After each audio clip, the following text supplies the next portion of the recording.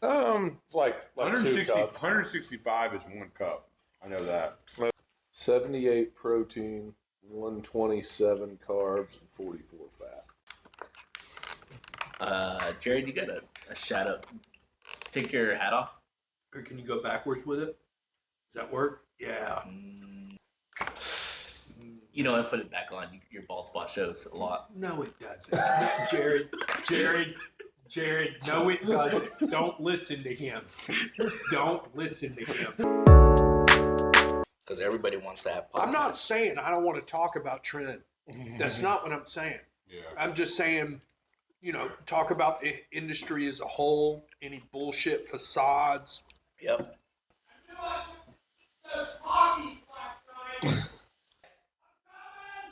What's it out? That's the problem. You're not supposed to be coming. You're supposed to be filming a YouTube. Pinch it off. Pinch it off. Oh, God. Said, don't eat the talkies, and I did. I was good, and then I stood up, and I don't know how it goes. I got a little intense, you know what I'm saying? Hey, phone's on silent. This is exactly what is going to push the women away from our podcast. Savages Incorporated, Episode 1, The Beginning. Anyways, guys, so we got the crew over here for Savage Incorporated. You all know everybody here. We got Lucas, we got Jared, and we got Alex, and of course myself, because I'm beautiful. Save the best for last, right? Introduce yourself. I want to know your guys' weights, your heights, your dimensions. Again, from the other videos, if you haven't watched it yet, go ahead and go to the actual page itself and click on one of those videos. We got a amazing back day and a leg day. Amazing chest day. Chest day was actually our first day, so that actually has everybody's intros in it, except for mine, because of course, who cares about me? I'm That's a man who needs no introduction. Oh, yes! Of course, everybody here is a professional, kind of, sort of. I'm just the guy in the background anyways. But let's go ahead and start off. Lucas, go ahead and let us know. So, Lucas Skates, I am co-owner here at Emery Fit. I have been a personal trainer and performance coach for past 10 years, coming up on 10 years. 5'8", about 195 pounds right now. I've competed in NGA Men's Physique back in 2013. Did my first NPC show last year at Georgia State Championships as well for Men's Physique. I diversify in all types of training, bodybuilding, lifting heavy, running, endurance running. I've been working on my calves a lot lately. But yeah, I mean, that's pretty much it for me. I figure we'll dive more in as time goes on. Mr. Jared, Mr. Cavs himself. Jared Ostrowski. I have a undergrad and master's in kinesiology. Been lifting for 20 years now. Correctly. Competed in PC, Muscle Showdown. My first show. Don't know if I'm going to do any more. Getting up there in the age. I have a couple kids now, so it's kind of a little bit harder to do all that. 6'6", 265 this morning, 264.8. At least the man's honest. 264.8. Currently I'm in a bulk, so I'm just trying to add a little bit. Me and Tech are actually going to be doing a cut here in a couple weeks. So we'll be showing you guys progressions on that. So I'm looking to get back down to about 250-ish, and hoping to see how much I, progressed from my last show. But yeah, we are going to be doing a cut in a couple of weeks. More than likely, I'm going to start after Thanksgiving. Yeah, same here, yeah. Okay. Because last time we spoke about it, you said, in 2 weeks. Well, 2 weeks is Thanksgiving. No, it's not. It's the 10th. 18 days. Well, hold on. Why do you have 2 watches? That's how you know I'm a performance coach. Because now I can time you, I can time you, I can time you, while controlling the music all at the same time. You ever see someone with 2 watches on either that guy really knows what he's talking about, or you need to stay far the fuck away from him. I just want to let everybody know we did just film an intense shoulder push day. That was a good time. Just before this video. So if you wanted to see that, it'll be the video before this video. And then you'll see how he actually trains us. There is a how-to guide on there. A little more technical, I think. Yeah, super than the technical. other videos, trying to talk through the mechanics of it. So definitely something Different for flavor. the amateurs, correct? When you have guys of this size, this nature, muscle maturity, as well as their knowledge and background, when you take out ego and you take out opinions and you put everyone's facts together, you start really seeing some things. First of all, you said come to ego. light. Right, of We course. lose our egos. Hey, buddy. Wait, did that trigger you? Why are you the one speaking? Right? That's what I'm saying. I'm just saying in general, yeah, definitely more detail orientated. I couldn't do it without having guys of y'all's nature and caliber in the first place. Yeah, absolutely. Yep. Do you have to have a set of guys like this to work out? Absolutely not. I think most of us would say we've trained more individually than with a group. I mean, having a group is great, but Helps let's you be push honest, yourself. if you're training 5 days a week, the odds of you having a training partner or a group for every single session is pretty low. You have to learn how to execute, push yourself, and then when you get into these big group settings, that's a good reality check of have you been pushing yourself? 'Cause you might think you're training hard, but you get with a couple of hardcore motherfuckers, and all of a sudden you're in gas. You go, okay, I need to step my game up now because next time I get together with these guys, I know where the intensity level's supposed to be. Or you're like, I've been working out for 2 months and I haven't gained anything. I'm pushing myself in the gym. And you're like, are you? Yeah. Are you doing those last 2 reps to the max? Or are you doing? When you have a workout partner, they help you go past and beyond what you can do. And you don't have to end every workout where you can't walk the next day or you can't lift your arm the next day in order to get a good workout. I find it so ironic that after one session with you guys, after one session, there was growth. There was things that occurred in one session that I couldn't get 6 months by myself. Before we get to Alex, because we're on the topic, do you need a workout partner that knows his shit for that intensity? Well, I mean, I think you would need, especially, well, it all depends on what your level is. Or if you're a newbie, you're probably doing a lot of machine stuff. You have to develop something before you start going to free weights. Free weights is a little bit more advanced, in my opinion. You start, especially like, it's the same thing. It's like if you get injured and you're trying to rehab an injury, you're going to stick to more machines. It keeps you in that plane. Whereas like if you get on the bench and you're flaring your elbows, if your buddy doesn't know to watch, hey buddy, let's get those elbows, and like you'll see us all the time when we're working out, and we'll tell each other, tuck those elbows, let's engage this, engage that, and we know what you're talking about. So you have to be able to tell that workout partner. So I think yes, I think they need to have some sort of knowledge. Now, if it's 2 newbies, I'd suggest you guys do some research before you guys just go in there and just start having a heyday on it. Yeah. Do a program and then research those lifts. Make sure you understand how to do those lifts before you go in there. I think Jared hit on a good point with the program. I know there's a million ways to train, but let's say you're wanting to get bigger, you want to get stronger. It's got to be progression. So if you're going in every day, I think I'll do this today, and I think I'll do that today, and you're kind of bouncing around, you're not going to progress as if you had a program where, okay, it is Tuesday. That means I've got incline bench, I've got flies, I've got, whatever the fill in the blank is, so you can compare 1 week to the next. Whether you're training by yourself or with a partner, having some record of, all right, this is where I was last week.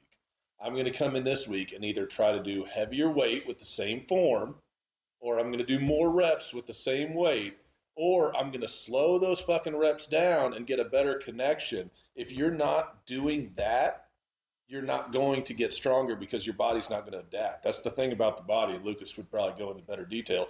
It's built to adapt. Improve beyond where you are, you have to put new stimulus at it. You have to force it to adapt to new things. It's progressive overload at its best. You have to choose one thing or the other. You're going to either add a set, or you're going to add more reps, or you're going to increase the intensity. And if you use an RPE scale, or like with RPE, rating of perceived exertion. and like what Alex said, just slowing down the reps. Like if I'm knocking out 100-pound dumbbells for 20, I could turn around and probably slow the reps down. I won't even get 10.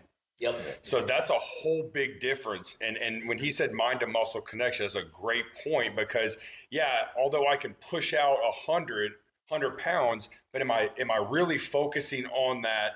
Am I really focusing on the muscle, or am I just focusing on moving the weight? Yeah. And that's the big thing. People don't understand. Are you bodybuilding, or are you doing something else? If you're bodybuilding, you are building a muscle, so that you have to, when you're lifting, you have to make sure that you are working that muscle to its best. You nailed it. You nailed it on the head.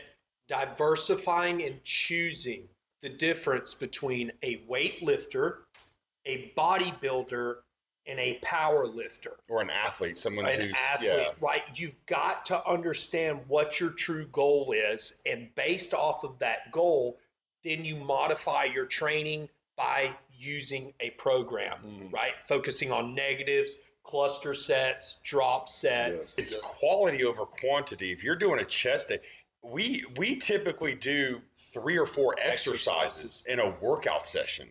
Yeah. If you are working out and you're doing your 6th exercise, and you're doing 4 sets of 6 exercises, you're doing 24 sets. That's a lot in one session. Yep. You could take that and split it over 2 sessions and do 3 exercises here, 3 exercises there, and do 12 sets here, 12 sets here. Whether or not you're doing it all, one is too much, but if you split out over the week, you're going to get a better rate. And If you still got gas when you're doing set number 23 or 24, you're probably not working hard enough on the first. That's a great point.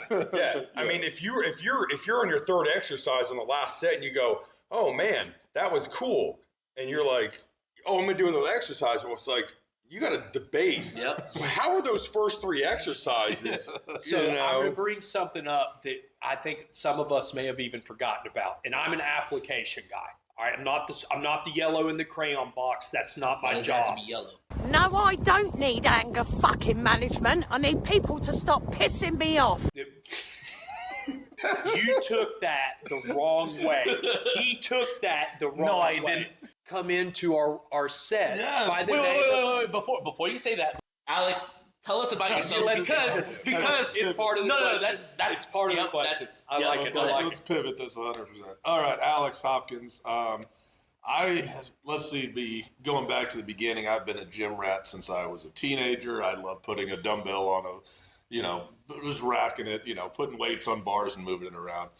Like most people, I thought moving a bunch of weight was cool, didn't know what the hell I was doing.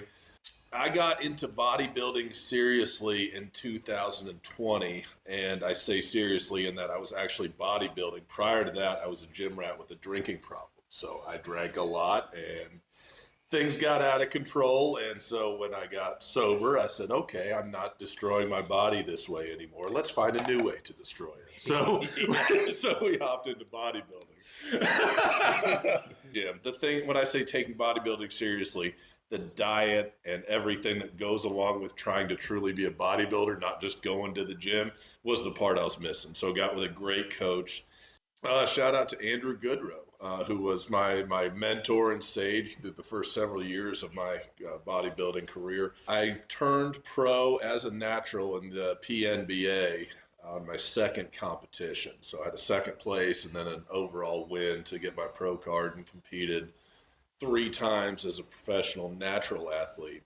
And in the last year, I've focused on really putting on size like Jared, currently in a bulk month number 12 at this point. I'm trying to grow. Dimensions currently 6'2", 272. Profession, I am a production manager at a underground mining company. So we go 900 feet in underground, we blow shit up, No wonder why and we you're so make white. big rocks into small rocks. Yes, very little sun exposure. And Mr. Tech now. My name is Tech. Everybody calls me Tech. It's just family nickname ever since I was a little kid. I am the owner of No Technically one can Fits. pronounce his real name. So. No one pronounces it because it's very hard. What is your real Listen, put it over here and you guys try and say it. So it's THAEROL. Yeah, we're telling you. Yeah, it's like news you get from the doctor. I'm sorry, sir, you're thorough. Yeah, exactly. Lifting since I was 14 in high school. I did a whole bunch of sports when I was little, a whole bunch of martial arts when I was little. I started doing physique shows. So far, I only did 2, never placed. Next year, I'm going to Because do you're my best. hiding your best fucking assets. know. You can't do physique with quads Quads like like that. that. Listen, all right? I'm just trying. The time will come. The time will come. The time will come. I am actually all natural. Just want to let y'all know. So it's very hard to keep up with these motherfuckers sometimes. Whoa, what are we trying to Whoa. say? I have next. Wow, he's stereotyping. Listen, okay, the reason why is because one of the comments that I had was, these guys are all ego lifters and steroid users. And I was like, hold on. Chill out. Ego Just lifters. chill out. Yeah. You're too fucking old to be That's ego what I lifters. said. No, I'm afraid to break something. Exactly. Hear something. You kidding They me? actually pay me a lot of fucking money to teach people how not to ego lift. Everybody thinks about gym people is that we are assholes. Yep. That's No, we're here to help. If you're brand spanking new, no matter what, ask your questions. Ask questions, yeah. Don't be Because afraid. look how big this motherfucker is. Yeah, you're right. If I saw him in an aisle, I don't want to go down that aisle. But look the how nice. nicest guy Well, you yeah. could possibly And find. that goes, we were talking about this during the session, right? If you go to the gym, find the biggest guy there because that is his happy place. There's Yes. no place in the world he'd rather be than that gym. So if you stop and ask him a question, you're catching him at the best he's going to feel all day. Yep. And every one of us, I think at some point, had a more experienced guy go, hey, hang out with me. Let me show you a few things. Yep. You know, everyone did that. So we know how that feels. I mean, I've got more respect for the guy who's 400 pounds who walks into a gym than I do with any of us. I mean, Yeah. no offense. Yeah. It's easy for us. This is our lifestyle. I mean, we're fucked up if we don't. Yeah. But for somebody making a decision like, I'm going to do this thing that I'm not used to, that I'm brand new at, that's fucking intimidating. So you got my respect as soon as you walk in that place. Well, and I want to throw out a point too. Is like you see the newbies come in here or come into the gym and they see the big guys and they go, "Oh, they're just on steroids and they do this and they do that." Guys, you have to understand because it's not just steroids. Because if it is, then anybody with a wallet can go buy steroids and inject it. And is it going to do something? No. You have to have all the protocols. Yes. You got to eat right. You still have to sleep. Eating and sleeping, guys, you have to understand. And I get this question a lot in the gym. How can I get bigger? What do babies do at the time when they are growing and developing the most? Sleep and they eat 24/7. That's all they do. And that's the best time that they are going to be growing. These kids are getting 12 hours of sleep. I'm actually, my girlfriend's getting pissed off at me because I'm trying to go to bed at 8 o'clock every night. Hell yes. And That's what I'm talking about. And 8:30 and trying to get more sleep.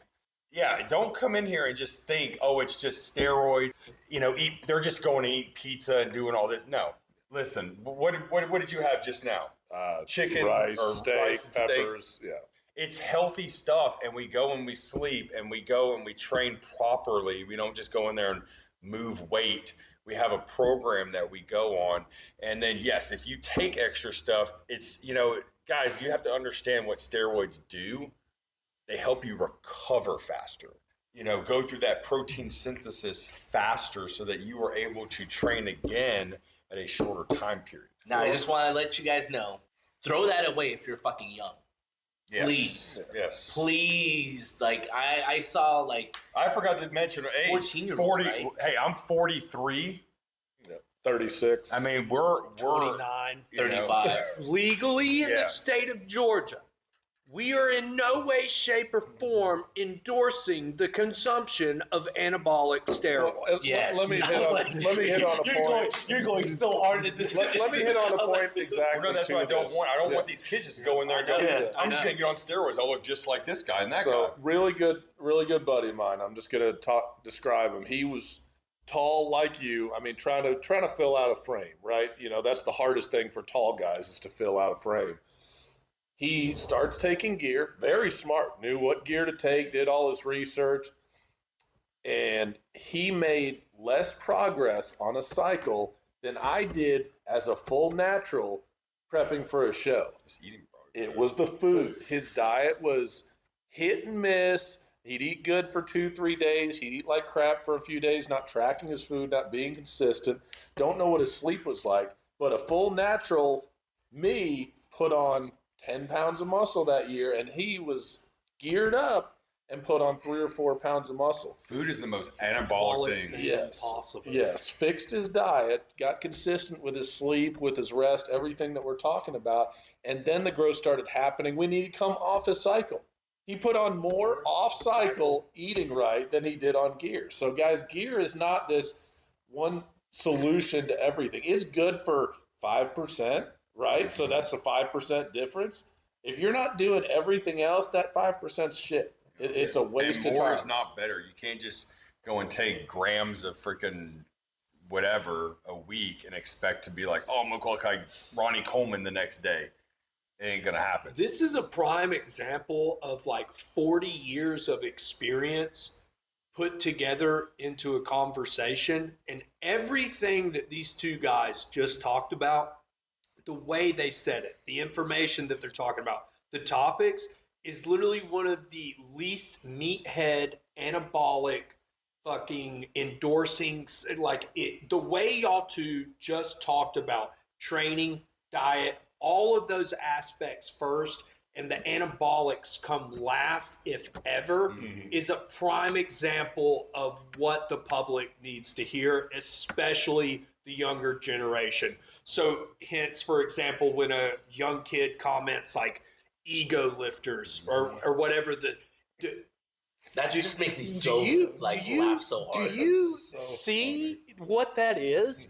Like, if that's ego lifting, count me in, buddy. Years of knowledge there. So take what you can, especially from these guys, because it's a total of like 40 years of training. Yeah, now if you're powerlifting, everything goes into how much can you bench, squat, deadlift. That's the name of the game. But I ain't a power lifter, right? But there's also a rhyme and reason for that too. Yeah, like, of course. you know, you have your form. You're strict about things. You know, you have your cues and everything. Ego lifting in my head, it's like you just want to sling. You want to throw heavy weight up, and you want to impress the 3 girls that aren't paying attention. Or to the you other anyway. guys, you're like, I want to be the biggest guy here. Nah, I mean, hey, have we ever done a 1 to 3 rep set ever? no.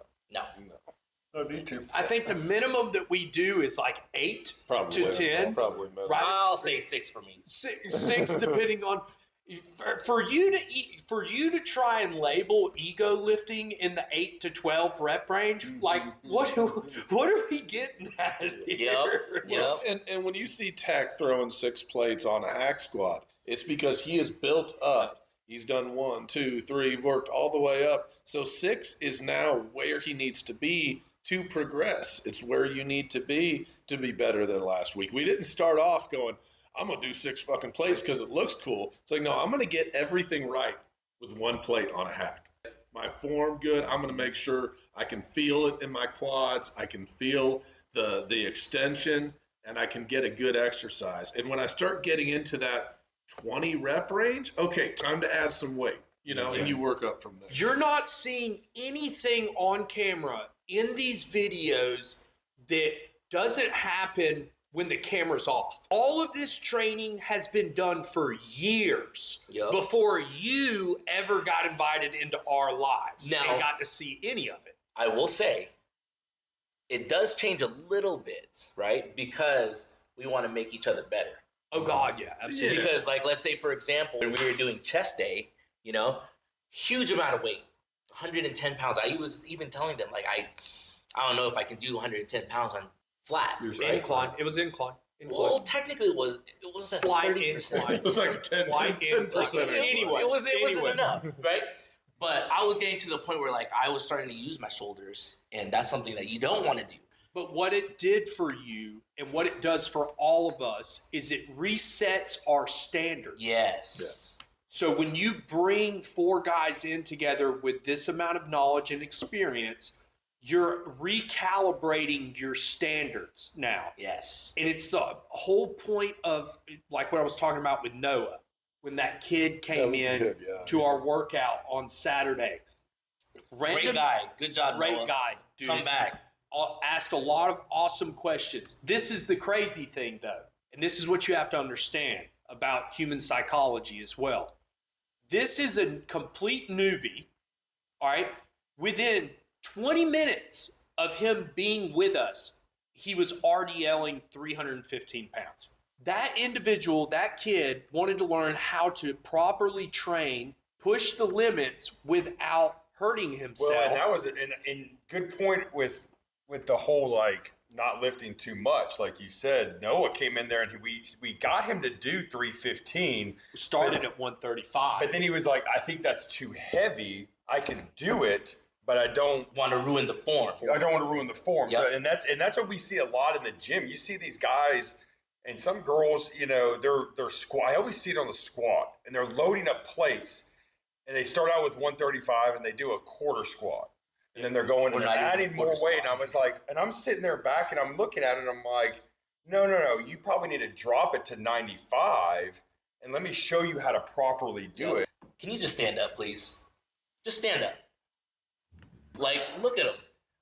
And we were kids who want to lift some weights. Don't do drugs. yeah, we were doing legs, but we're doing a lot of weight. And this little kid, not really little, he's pretty tall. He's tall. You know what? Fuck that. young He's a kid. little kid. Young He's kid. a little kid to me. Like, he's too tall, but he comes up to us and he started, like what you said. He's just asking questions. He was asking questions. Don't be afraid to ask questions if you don't know what the answer is.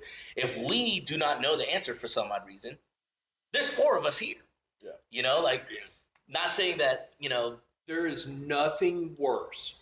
There is nothing worse than having someone from outside of the industry, clear as day, trying to explain something that they have no business explaining. yes. Like, there's nothing worse. If you are a part of the general public, you're not an athlete, you're not, right? Watch what they're doing and ask why they're doing it. Yep. Don't try and sit there in front of your girlfriend and be like, oh, well, they shouldn't be going past 90 degrees based off the flexion of the knee and the biomechanics of the ankle and dorsey and plantar. Stop. I promise you, if you will just let your ego go and ask questions, which is something when I was in my early teens, like late teens, early 20s, I was horrible at. I did ego lift. Like I did, like I it was. think everybody I did. thought Everybody did I at was some like the point. biggest hot shot possible. I knew everything about everything when it came to it, right? And it's like that's one of the number one things that if I could go back, right, is to stop trying to know everything. Watch what they're doing. Don't talk.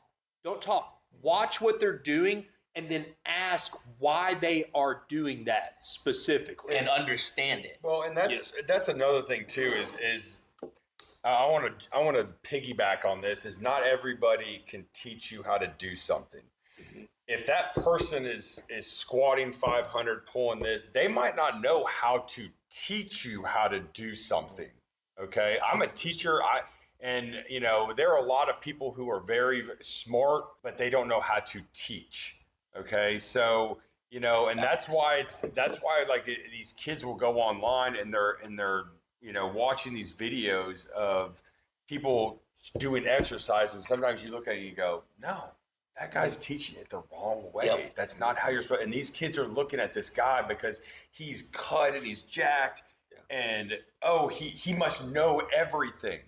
Well, no. Well, what's his qualifications? Yes. Because he's cut. or he's big, that's might not necessarily be a qualification that you want to know. We've got a lot of different, like, educationally, experience wise, Qualifications, all that kind of stuff. applications. That is a great thing to piggyback off of. Everybody here has their own styles, and I want to jump onto that. What is your training method? I would go science-based. That's So for me particularly, I decided at a younger age that I was going to diversify myself. All right. So I knew I came from a cross country, track and field, endurance running background. Masochist. Yeah, Exactly. No wonder. Let's go run 20 miles today until we bleed, right? No one's chasing Well, you. what did you say last week? this shithead was like a full chest day. He's like, yeah, I went and ran 11 miles. I'm like, Isn't that what you said on our leg day too? We're like, I'll never do that again, by the way. I'm never doing a 10 miler the day before we're hack squatting, or maybe you will. It depends, right? So, but with my style in particular, with the amount of experience in 10 years that I've had in all of the different areas and all of the different mentors, my style ranges wide for me personally. However, when it comes time to dive into specializing, like if I decide next November I'm going back to the Georgia State Championships, or September, whatever the case may be, I will stop all other training variables and hyper focus and specialize on bodybuilding, which is what it takes to be great at any sport. You've got to specialize in certain aspects. So in the meantime, it's one of those things, like after Georgia State Championship, here, this will put it in a nutshell for you. After Georgia State Championship last year, I went back to the drawing board after that 30-day time frame, and I said, okay, you took third overall, first in true novice, first in novice, and third overall, your first NPC show. Was fucking blessed. All right. What's next? And so for a week time frame, I came up with what is called the Juggernaut. And I said, okay, what is the craziest, most pushing your limits thing that you can possibly come up with? And so the Juggernaut challenge was a 500-pound deadlift, first thing in the morning. It was a 50-yard handstand walk on my hands, and then a half marathon following that. 13 miles. 13 miles. 13.1. 13.1. That's a true runner. Must be completed all within the same day. Long story short, the easiest part of my day was a 500-pound deadlift. In training, you listen to your body. In competition, you tell it to shut the fuck up. Always remember that. By the time I hit the turf walk, it was probably about 102. I actually got third-degree burns. I melted my palms. And massive blisters. Well, shouldn't you wear gloves? Yes. Yes, I will wear gloves next time. Thank you for that statement. Once again, I could have ran the half in the AC here, but no. Could have done the handstands on grass. Yeah, Turf is a lot hotter than it yes. absorbs the food. So You could have just not done it. by mile 9.5, I had lost almost 4.5, like close to 4 pounds from the beginning of the day at this point, because I started a half marathon when it was 97 outside, right? By mile 9.5, I got so gridlocked. I was on Highway 9 holding a MARTA pole, and it was the most satisfying moment of euphoria I've experienced in a very long time. Did I complete it? Absolutely not. The whole objective was push yourself. to push myself to the extremes. Do I now know that I am capable of completing a Juggernaut? 100%. 100%. But anyways, you asked Will I do it again? No. 13 miles? No. Maybe. Oh, 13.1. You ask kind of what my style is. Not only do I have to diversify myself for the client's sakes, right, and know a wide range, I also like to train myself in multiple planes, as you would say, until I have to hyper focus on that goal. Yeah, for me, I like to train hypertrophy majority of the time. This took me like probably 8 years to understand and know. But that's how I am. Like, I don't want to get into something, and start teaching it. I want to get into something, know it, understand it, be able to dissect it. Yeah, honestly, I mean, it's a hypertrophy for me most of the time. I mean, it's like at my age, I don't like to go less than six reps, 5 reps. It's not worth it at my age. And snap a muscle, break a tendon or something like that. And I'm on the, couch for 6-7 months. Like, I'm going to stick in a range where I can, fully contract the muscle. Do I still want to go and lift heavy? Sure, I want to, but I know the consequences, especially for someone who's had so many, foot surgeries over there. I played two sports in college. So it was like, you want to really be safe in the gym as well when it comes to lifting. When you pick that, whatever style you want to go, extreme. And to me, that's extreme, but you've got to find your limits. That's what we were talking about earlier. I want to hit this rep range. And it's like, are you truly hitting that rep range? Do you know what that 8 to 12 rep range feels like? Or are you picking a weight where that 12th rep is just going, yeah, I got it, or I hit it, but I'm not going to go past it. And if you had someone there pushing yourself, you probably have 18 reps in you and you just don't know it. And so like, you could dude, it's been bugging me this whole entire fucking time. No, you have an Aussie? We push ourselves to those last couple reps, but we know our own limits. They say, 3 more, but if I only get 2, I know that was my limit. If we're all, we always tell ourselves at the beginning of workouts is what's our rep range. Yep. So that we know what kind of weight we're doing. There's been sets where we literally get into it and we touch the weight and we're like, nope. Yep. Like Alex will be using a weight that is perfect for him. And we'll even try like 20 pounds less and we'll try attempt that first rep and we're like, no. Like this would be categorized as trying to ego lift. Mm-hmm. I did that today when we were doing the bench. The bench. Yeah, I was able to lift it off, but then I was like, nope. No, I'm not going to be able to do a drop set to the point where I want it to the way I want to my standards. Don't be afraid to ever drop your weight. It's not worth it. Yeah, and like my point, I say it's not worth exactly. If you're and I see it all the time with kids at the bench press. It's like, guys, don't sit there and get pinned under a bench. I know it's embarrassing, but I would go and find someone. Go, hey, you know what? I'm gonna try this for 6, or I'm gonna try this for 8, or whatever. Can you spot me? And yeah, we'll spot you. But don't do that. Ego lifting by yourself to make it look like you can, How dare you use a Smith machine? Yeah. How dare you use right? a Smith machine? Smith machine is awesome. We do that use all the freaking time. I've seen so many tech pairs. So many pec tears over the years, and even somebody who got a pec tear, they don't want to go back. Yep. They're like, it's not worth it. Then some days you gotta find what your body is wanting to do. Well, that's what I've been waiting to jump in on. Training style. All right, figure out what you want to do. Do we want to bodybuild? Do we want to? What kind of training style do you have, first of all? Well, I'm trying to build all in on bodybuilding. Right? He's a specialist. But yeah, exactly. But specialist. to that end, a mark of somebody who's been in this game for a while is they realize I don't know a lot of shit. Like there's so much more shit to learn than I will ever know.